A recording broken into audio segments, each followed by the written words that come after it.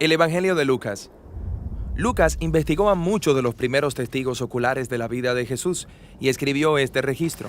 La historia comienza en los montes de Jerusalén, el lugar donde los antiguos profetas de Israel dijeron que Dios mismo vendría para establecer su reino sobre toda la tierra. En la ciudad está el templo administrado por los sacerdotes.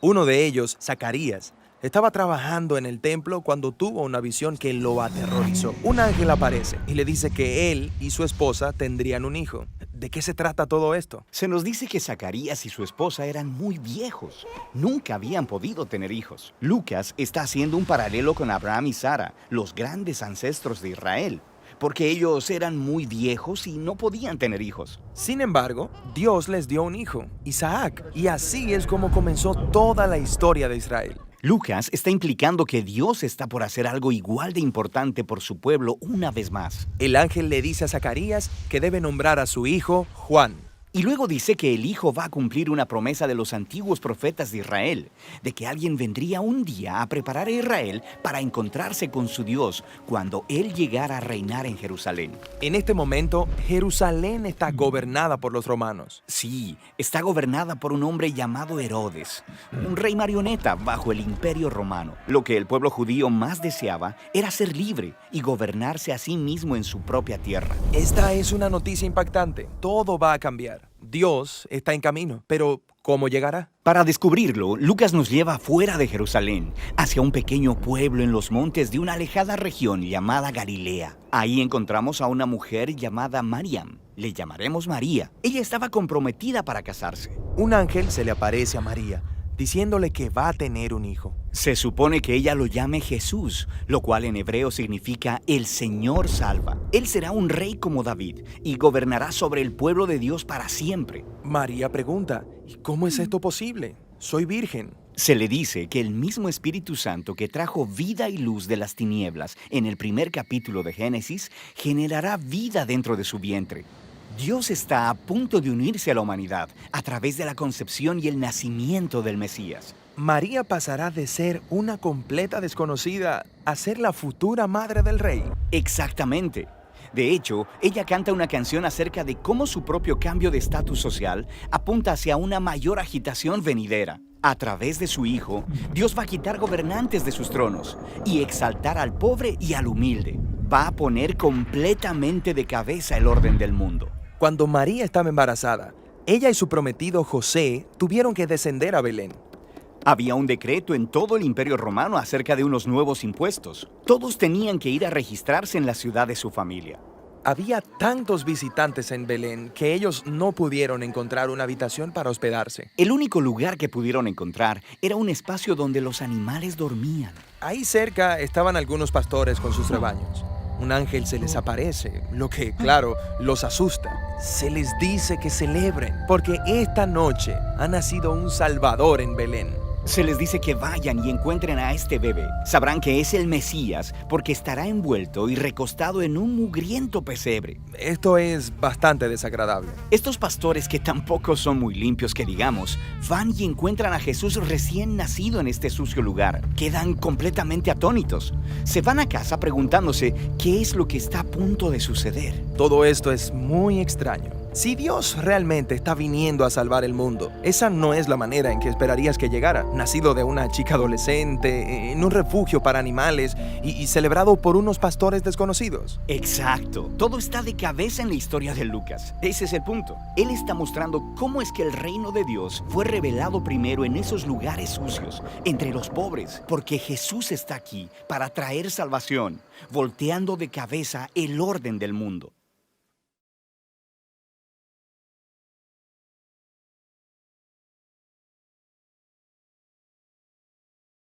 Muy buenas noches, amada iglesia. Estamos el día de hoy, 24 de diciembre del 2020, celebrando una Nochebuena, tal vez una Nochebuena un tanto distinta a como acostumbradamente o comúnmente nosotros lo hacíamos. Pero me gustaría que el día de hoy, en este tiempo, antes de que cenes con tu familia, antes de que puedas tener a lo mejor alguna videollamada, qué sé yo, algo para poder celebrar esta Nochebuena, pues me gustaría que pudiéramos reflexionar un poquito acerca de la palabra de nuestro Dios y que esta reflexión pudiera realmente ayudarte a encontrar el gozo que necesitamos. Recuerdo que este domingo en la predicación reflexión durante el especial que tuvimos, el culto especial de Navidad que tuvimos. Hablaba acerca de que existen 3 palabras importantes que se repiten constantemente en la Navidad. Es amor, el gozo y la paz. Y decía que quería hacer referencia, por lo menos en esta Navidad del 2020, a 2 palabras. Una de ellas era la paz, que estudiamos precisamente el domingo pasado, y el día de hoy quiero hablar acerca del gozo.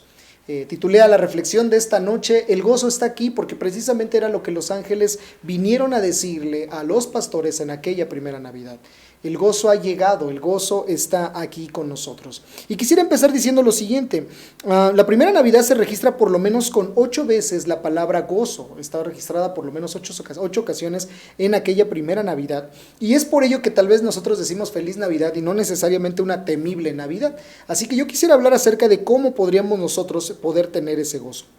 Permíteme diferenciar antes que nada, ¿cuál es la diferencia entre felicidad y gozo? Porque muchas veces pensamos que el gozo y la felicidad van de la mano o que son prácticamente lo mismo, pero la verdad es que no es así. La felicidad es una cosa y el gozo es otra, y permíteme demostrarlo rápidamente. La felicidad depende más bien de momentos, de circunstancias. El gozo, sin embargo, el gozo tiene que ver más con una decisión.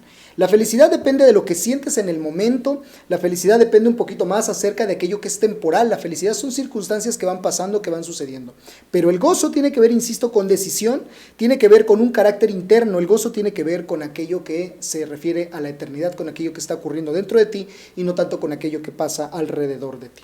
En otras palabras, alguna ocasión alguien me dijo, el gozo es la capacidad que tenemos los seres humanos de podernos reponer a esos malos momentos. Por eso permíteme preguntarte, y después de esta pregunta es en lo que baso toda esta reflexión que en los próximos minutos quiero mencionar. ¿Por qué muchas ocasiones no tenemos gozo en nuestra vida? ¿Por qué a veces nos sentimos faltos del gozo? ¿Por qué no hay gozo todo el tiempo? Si al final del día el gozo es un regalo de Dios, si al final del día el gozo es algo que Dios nos da, que ya está aquí con nosotros, entonces ¿por qué hay muchas ocasiones que no disfrutamos de ese gozo o no experimentamos ese gozo? Así que precisamente en aquella historia de la primera Navidad encuentro que hay por lo menos 3 barreras o 3 asesinos, vamos a llamarlo así, del gozo.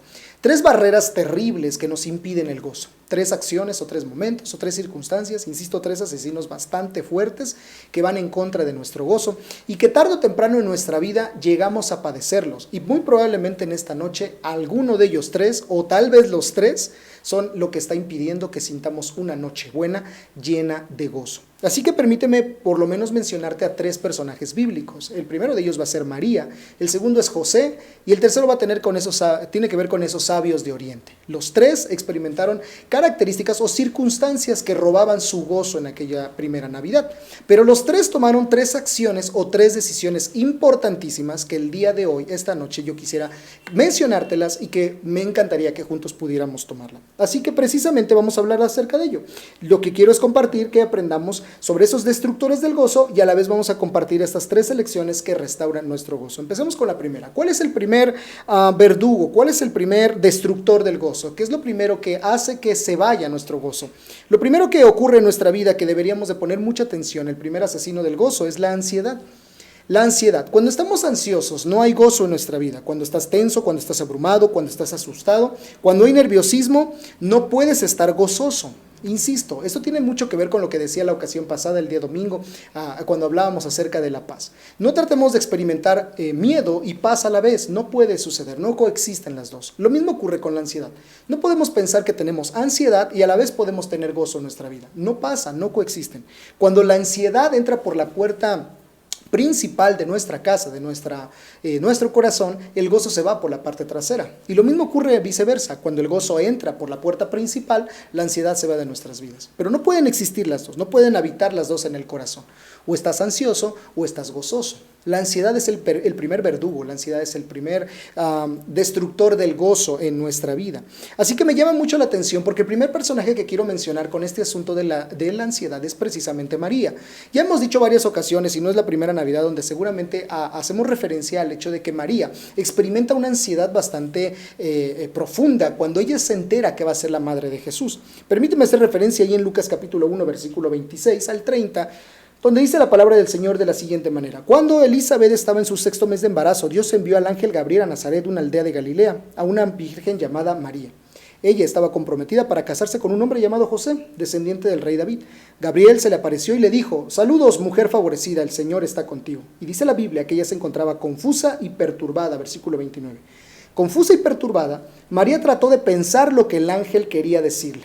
En cambio, el ángel le dijo: no tengas miedo, María, porque has hallado el favor de Dios. María experimenta una ansiedad.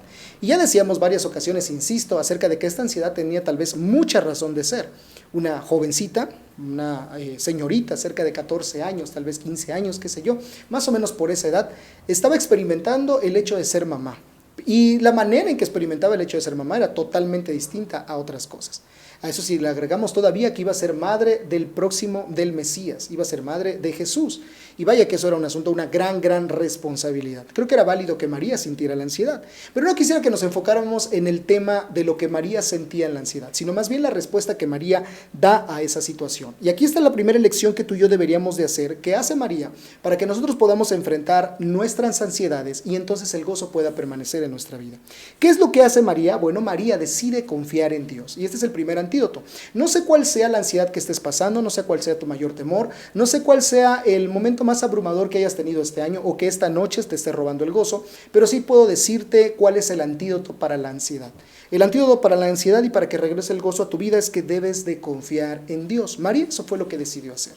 Si tú deseas experimentar gozo en esta Nochebuena, tienes que confiar en Dios. Lo vuelvo a repetir una y otra vez. Es necesario que aprendas a confiar en Dios. Decides dejar de cargar el problema tú y se lo pasas a Dios. Eso es lo que Dios está queriendo hacer. Dios está mirando desde el cielo y te está diciendo: amigo Celso, es importante que ya dejes de cargar tu propio problema. No puedes con esa ansiedad, debes depositarla en mí y yo la voy a cargar por ti. Fíjate lo que dice la palabra de Dios que hace María en Lucas capítulo 1, versículo 38.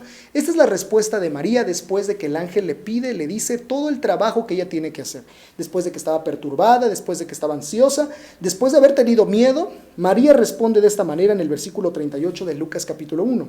Dice: soy la sierva del Señor, que se cumpla todo lo que has dicho acerca de mí. Y el ángel se fue y le dejó. Vaya palabras interesantes. Soy la sierva del Señor, que se cumpla todo lo que has dicho de mí. En otras palabras, María le dijo: estoy dispuesta a aceptar lo que tú, Dios, tienes para mi vida.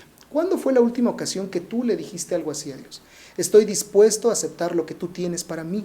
Estoy dispuesto a aceptar tus planes. Ya no quiero pelear por el control. Ya no quiero decidir yo lo que tenga que hacer. Estoy dispuesta a aceptar aquello que tú tienes para mí. ¿Alguna vez le has dicho eso a Dios? ¿O cuándo fue la última vez que lo hiciste? Si no tienes gozo esta Nochebuena, si no estás experimentando gozo en esta Navidad, muy probablemente es por eso. Muy probablemente tienes ansiedad porque sigues peleando por el control de tu vida, sigues batallando con eso. No has decidido confiar en Dios y depositar en Dios todas tus cargas. Vaya, sigues buscando la solución a los miedos más fuertes de tu vida, a aquello que te preocupa más. Eres tú el que estás batallando con eso y no quieres aprender a confiar en Dios y decirle a Dios: Dios, aquí está mi vida, lo que quiero hacer, soy tu siervo, que se cumpla simple y sencillamente tu voluntad en mí. María hace precisamente eso y mira el resultado de aquella primera Navidad. La Biblia dice en Lucas capítulo 1 versículo 47 que este es el resultado que Dios le da a María por haber confiado en él. Dice la Biblia: cuánto mi espíritu se alegra en Dios mi Salvador. Después de todo este proceso de ansiedad y de miedo, María termina diciendo al final: cuánto mi espíritu se alegra en Dios mi Salvador. La Reina Valera traduce esta frase como: mi espíritu se regocija en Dios. Permíteme preguntarte en este primer punto acerca de la ansiedad: ¿en dónde se regocija tu espíritu esta noche? ¿En dónde está regocijándose tu espíritu en esta noche?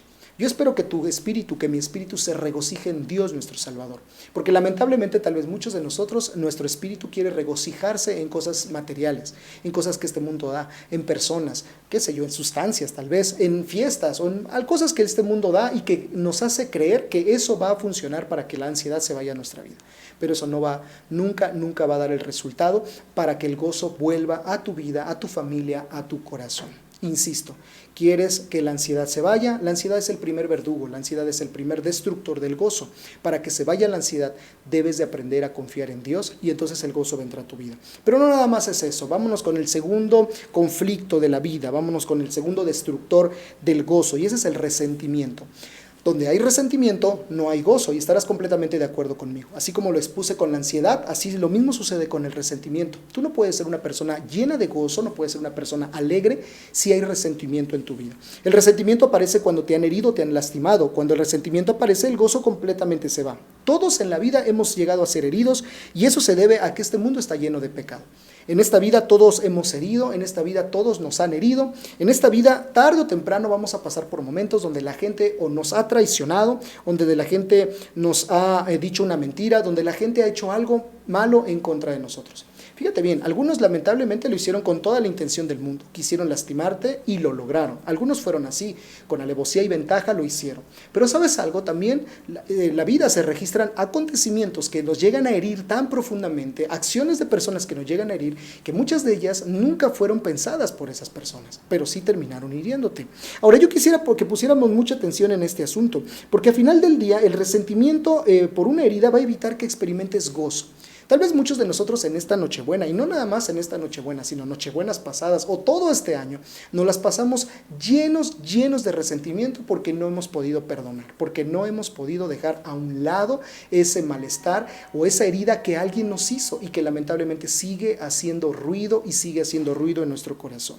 Si esta noche tú me estás escuchando, el deseo de mi corazón es que tengas un tiempo con Dios y que deposites delante de Él ya tu resentimiento.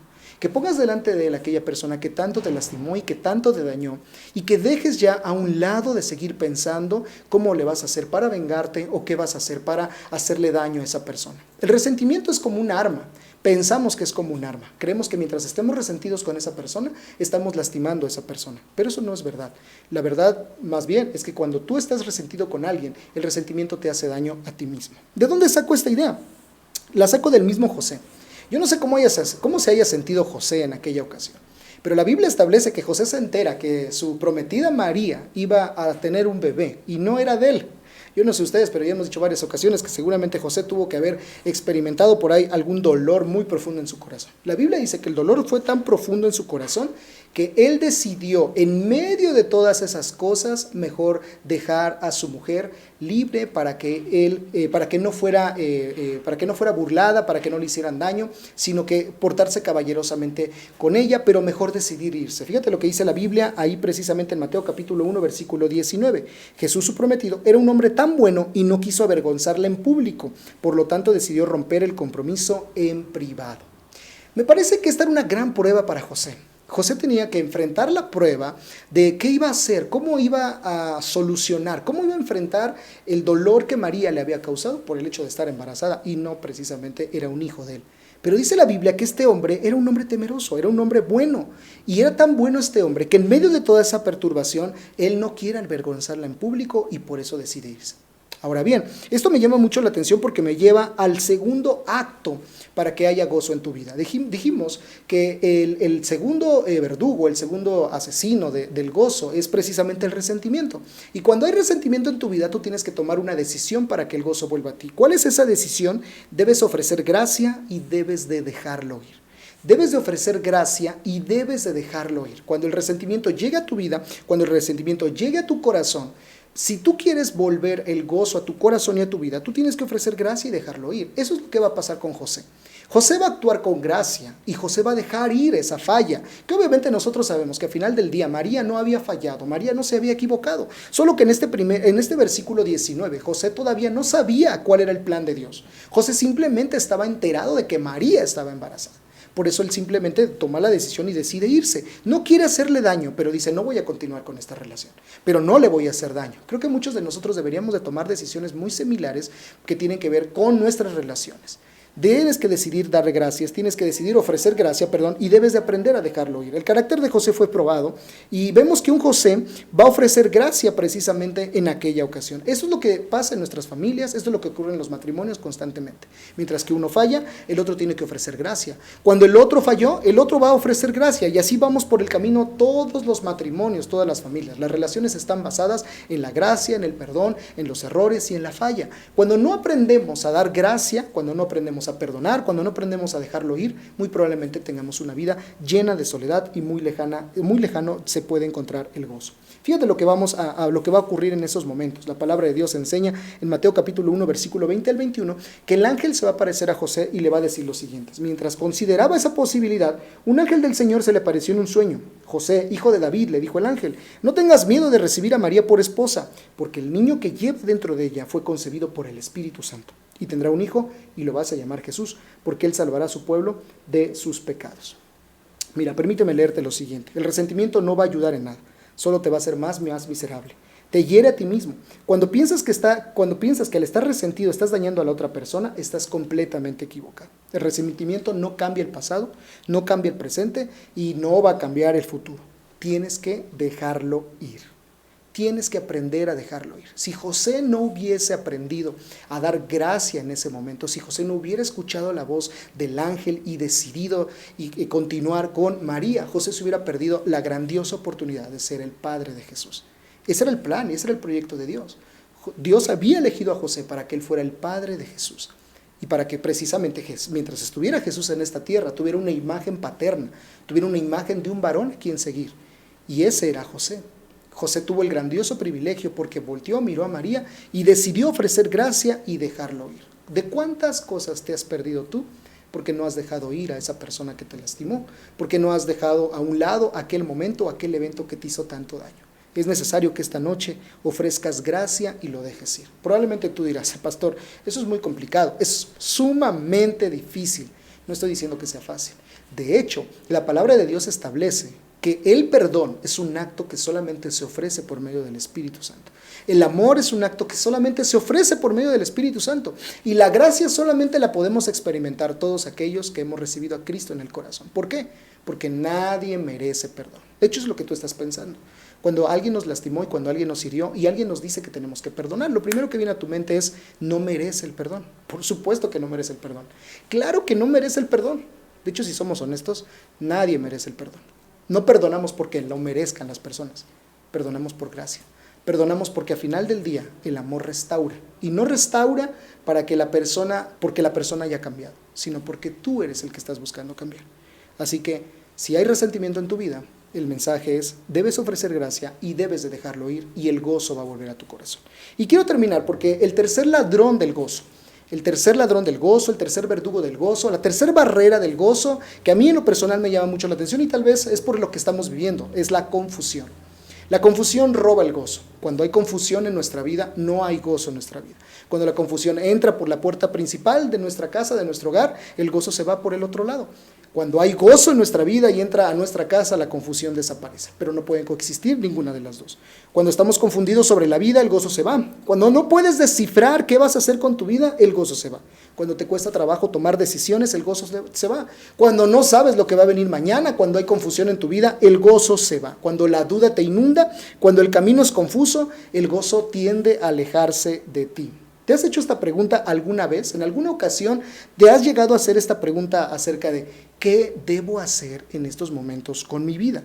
O en esta circunstancia, ¿para dónde tengo que ir? ¿Te has hecho esa pregunta? Yo estoy completamente seguro que en este año 2020 muchos nos hicimos esa pregunta. Nos hicimos esa pregunta a nivel como personas, nos hicimos esa pregunta a un nivel familiar, ¿para dónde vamos? ¿Qué vamos a hacer? ¿Qué ocurrirá? Yo recuerdo que a mediados del año preguntábamos en casa, ¿qué va a pasar con la escuela de nuestros hijos? ¿Cómo vamos a hacerle? ¿Qué va a ocurrir? ¿Los inscribimos? ¿No los inscribimos? ¿Qué viene? Había confusión en nuestras vidas. En el trabajo, yo sé que muchos tuvieron confusiones. ¿Qué va a pasar? ¿Me despedirán? ¿Encontraré el trabajo? ¿Habrá trabajo? ¿Qué vendrá? En el ministerio también hubo muchas confusiones, hubo preguntas increíbles y claro que todo eso te va robando el gozo. Insisto, te hiciste esa pregunta, ¿qué voy a hacer con mi vida? O mejor aún, en esta circunstancia, ¿para dónde debo de ir? Mira, la historia de la primera Navidad registra que precisamente por todos lados hubo confusión. El pueblo, Israel, Jerusalén, estaba lleno de confusión. María, José, los pastores, llenos de confusión. Herodes estaban llenos de confusión. Pero precisamente hay un personaje, o unos personajes, con los cuales quiero terminar esta reflexión, que me llamaron muchísimo la atención porque ellos tenían una confusión bastante fuerte. ¿Cuál era la confusión que estos personajes tenían? O mejor dicho, ¿cuáles eran los personajes a quienes me quiero referir? Me quiero referir a esos sabios de Oriente. A esos que estudiaban los astros. ¿Cuál era la confusión que ellos tenían? Ellos tenían la confusión de qué dirección debían de tomar.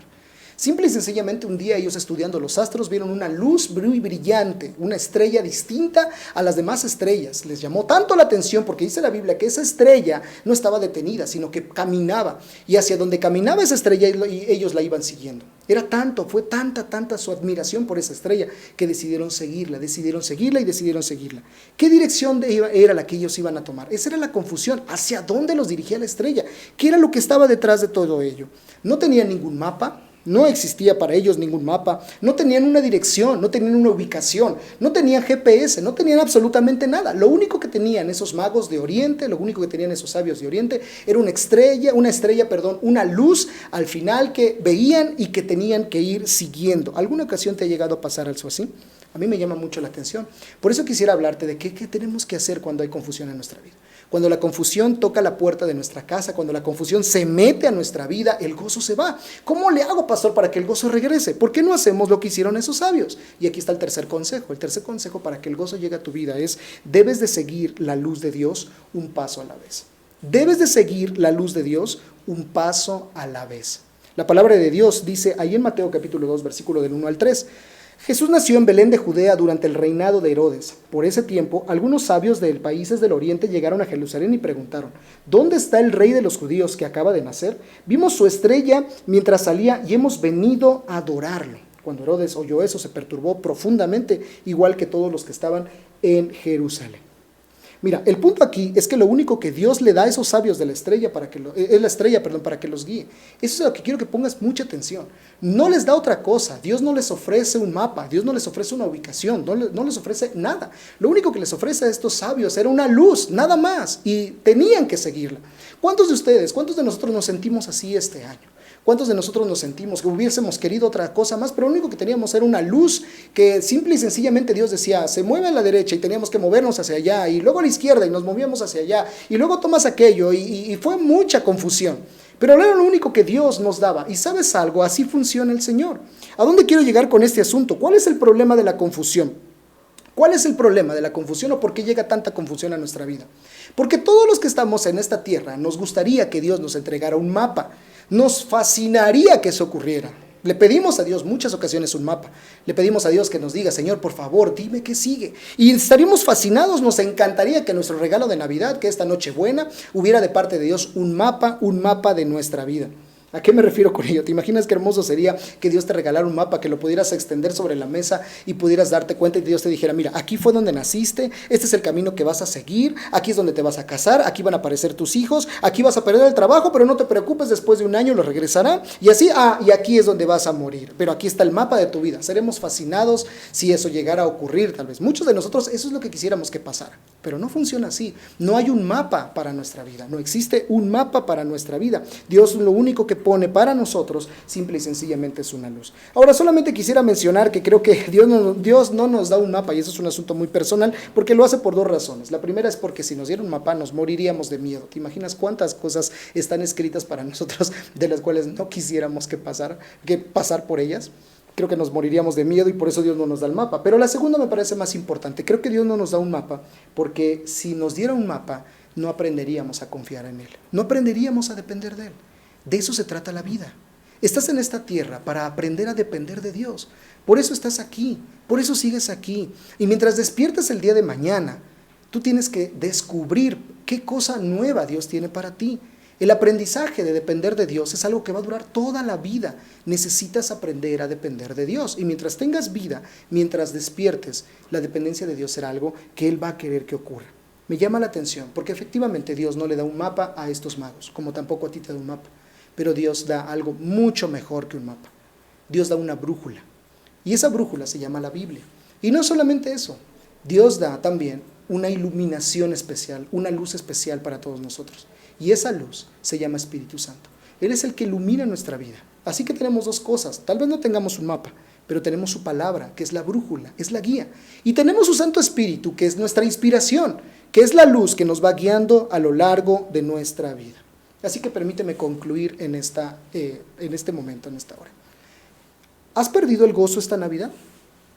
Probablemente hay ansiedad, o probablemente el resentimiento está en tu vida, o quizás te sientas confundido. Si estás en alguna de estas tres situaciones, tengo que decirte que necesitas ayuda cuanto antes. No vas a poder enfrentar tú solo la ansiedad, no podrás enfrentar el resentimiento. Es difícil perdonar a aquellos que te han dañado. Eso no lo hace una persona con sus propias fuerzas. Necesitas el poder de Dios. Y finalmente, si estás confundido, créeme, si tú decides o si tú quieres buscar salida, lo único que vas a hacer es que te vas a perder más y más y más.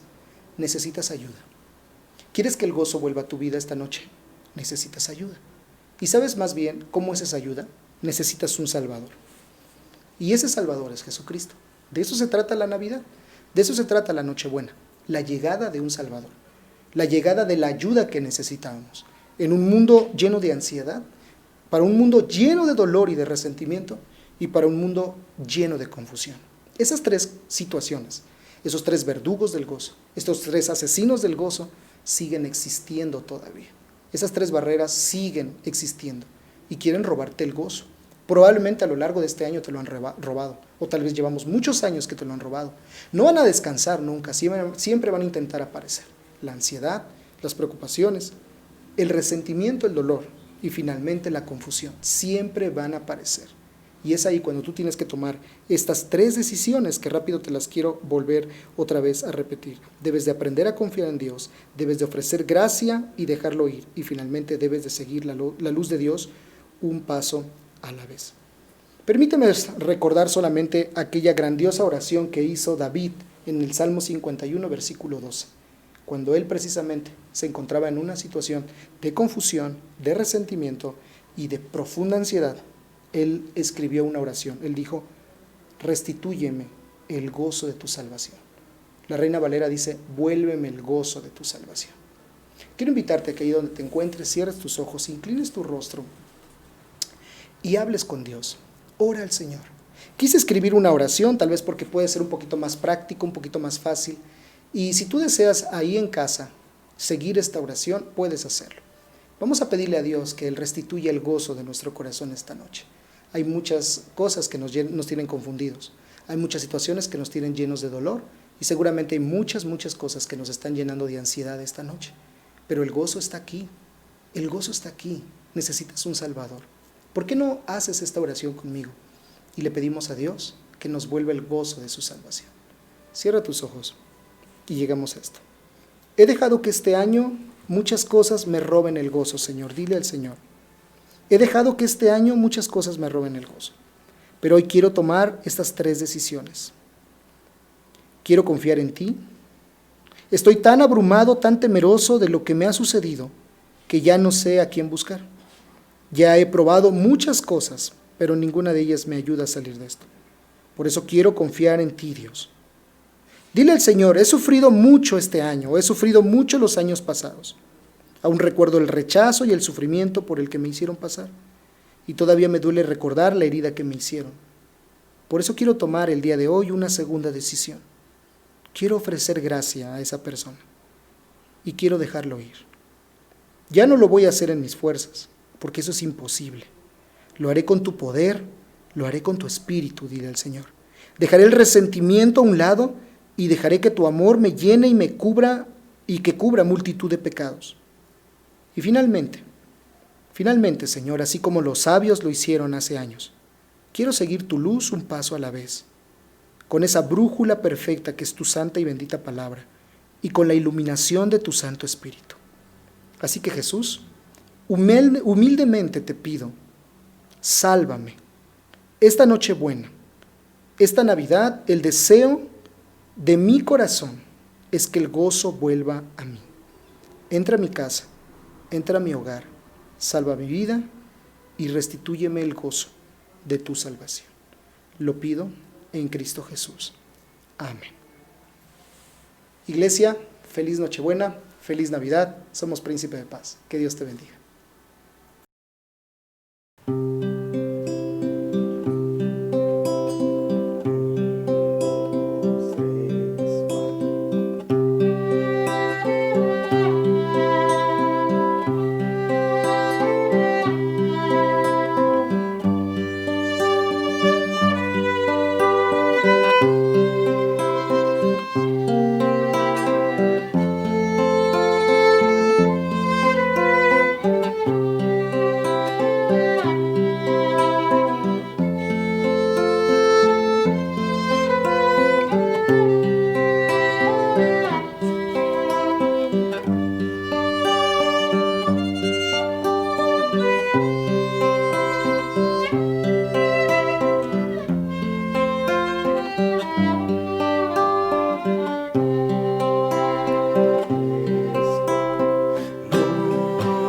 noche de